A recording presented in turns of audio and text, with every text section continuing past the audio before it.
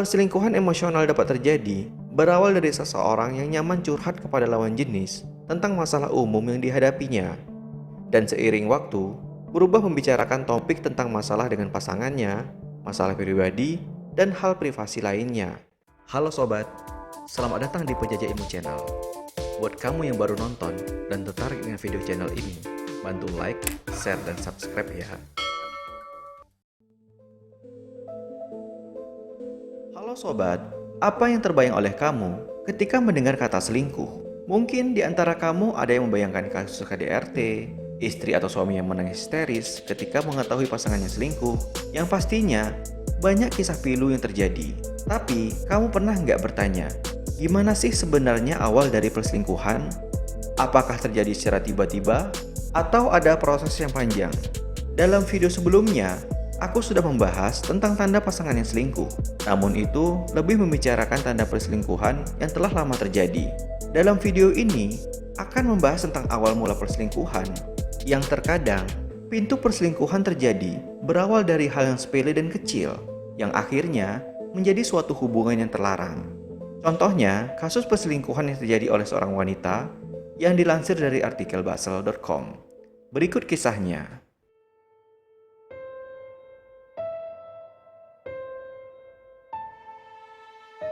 Saya menemukan bahwa pasangan saya selama 4 tahun telah selingkuh. Awalnya saya merasa curiga, dan akhirnya saya mencoba memeriksa handphonenya. Dia mulai berubah sikapnya dan kurang mesra seperti biasanya, dan kami juga mulai sering bertengkar, hal yang tidak biasanya terjadi pada kami. Saya melihat bahwa dia semakin sering pulang larut dari kantor kerjanya. Awalnya saya tidak merasa curiga hingga akhirnya semua terasa berbeda. Hal ini membuat saya memeriksa ponselnya dan menemukan pesan teks antara dia dan wanita lain yang namanya tidak saya kenal. Mereka terlihat sudah pernah bertemu sebelumnya dan terjadi sudah berlangsung beberapa waktu lalu. Akhirnya, dia mengakui selingkuh dan menangis dan meminta maaf. Saya sangat terluka tapi masih sangat mencintainya. Jadi saya tidak langsung mengakhiri hubungan. Namun pada akhirnya kami berpisah.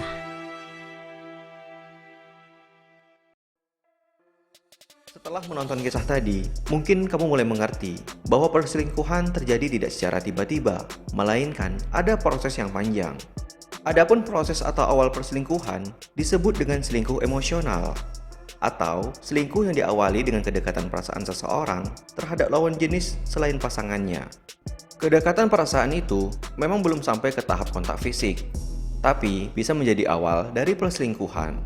Menurut Jonathan, selingkuh emosional tidak mudah untuk diartikan sebagai perselingkuhan fisik, karena batas antara persahabatan dan perselingkuhan emosional selalu tidak jelas. Selain itu, selingkuh emosional dapat diartikan ketika seseorang tidak hanya meluangkan lebih banyak energi emosional kepada selain pasangan mereka, tetapi mereka juga menerima dukungan emosional dan kebersamaan dengan orang lain. Lebih jelasnya, berikut ada beberapa tanda awal dari perselingkuhan atau yang disebut selingkuh emosional yang dirangkum dari berbagai sumber. Yang pertama, berbagi cerita tentang masalah pasangan kepada orang lain. Idealnya, seseorang yang sudah memiliki pasangan melalui pernikahan menjadikan pasangannya sebagai teman cerita dan berbagi keluh kesah tentang permasalahan hidupnya. Akan menjadi masalah baru ketika seseorang lebih nyaman dan terbuka untuk curhat masalah hidup kepada selain pasangannya. Perselingkuhan emosional dapat terjadi berawal dari seseorang yang nyaman curhat kepada lawan jenis tentang masalah umum yang dihadapinya, dan seiring waktu berubah membicarakan topik tentang masalah dengan pasangannya, masalah pribadi, dan hal privasi lainnya. Melalui curhat kepada lawan jenis yang bukan pasangannya, seseorang bisa jadi menemukan bahwa orang lain lebih cocok dibandingkan pasangannya.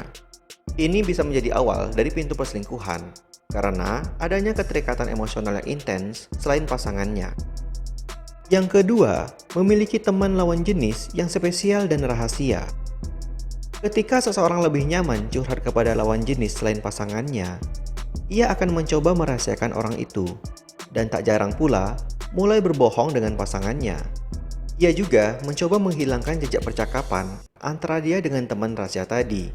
Misalnya, menyembunyikan nomor telepon dan menghapus chattingan di media sosial, karena ia takut dan malu ketika diketahui oleh pasangan. Biasanya, percakapan yang disembunyikan bersifat intens dan menyangkut masalah pribadi. Dan ketika pasangan mengetahui, ia mencoba menyangkal bahwa itu adalah teman biasa ataupun dengan alasan sejenisnya. Dan orang itu bisa saja menjadi marah ketika pasangannya secara tidak sengaja mengetahui rahasia yang disembunyikan. Yang ketiga, suka membandingkan pasangan dengan orang yang dikagumi. Ketika seseorang memiliki kedekatan emosional kepada orang lain, akan muncul sikap suka membanding-bandingkan antara pasangan dengan teman rahasianya, dan akan marah ketika pasangan tidak melakukan atau memiliki hal yang sama dengan orang yang dibandingkan. Sikap membanding-bandingkan ini pula akan membuat pasangannya terlihat kurang menarik dan orang itu menjadi suka mengkritik terhadap pasangannya, termasuk mencari kesalahan dari kekurangan dan mengabaikan untuk menghargai kelebihan dari pasangannya. Hal seperti ini bisa menjadi pertanda selingkuh emosional karena seseorang terlalu mengidealkan orang lain dibandingkan pasangannya. Yang keempat, waktu kebersamaan dengan pasangan menjadi berkurang. Seseorang yang menjalin komunikasi dengan lawan jenis tidak dapat langsung diartikan sebagai perselingkuhan emosional, karena dalam kenyataannya akan selalu ada interaksi dengan orang lain. Tetapi, ketika seseorang memiliki teman lawan jenis yang sifatnya rahasia, ini bisa jadi tanda perselingkuhan emosional yang membuat seseorang akan menjadi lebih sedikit waktu bersama dengan pasangannya dan lebih banyak menghabiskan kesibukan bersama teman rahasianya. Menghabiskan waktu di sini bukan hanya seperti berjalan bersama atau makan bareng, tetapi juga termasuk seperti senang menelpon yang intens atau chattingan dengan lawan jenis tentang masalah dengan pasangan mereka. Setelah kamu menyimak penjelasan tadi, akan menjadi paham bahwa perselingkuhan yang lebih besar berawal dari hal yang kecil.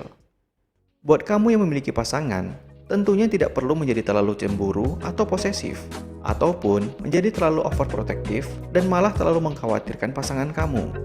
Melansir dalam artikel di Very Well Mind, kamu bersama pasangan dapat mencegah terjadinya awal dari perselingkuhan dengan cara seperti adanya perasaan saling mendukung dan menghargai, berkomunikasi setiap hari tentang segala hal mulai dari masalah praktis hingga pribadi yang mendekatkan perasaan, menikmati waktu bersama yang berkualitas bersama pasangan, saling belajar untuk menyelesaikan konflik yang sehat, serta belajar memperbaiki perasaan yang terluka dengan cepat dan tulus.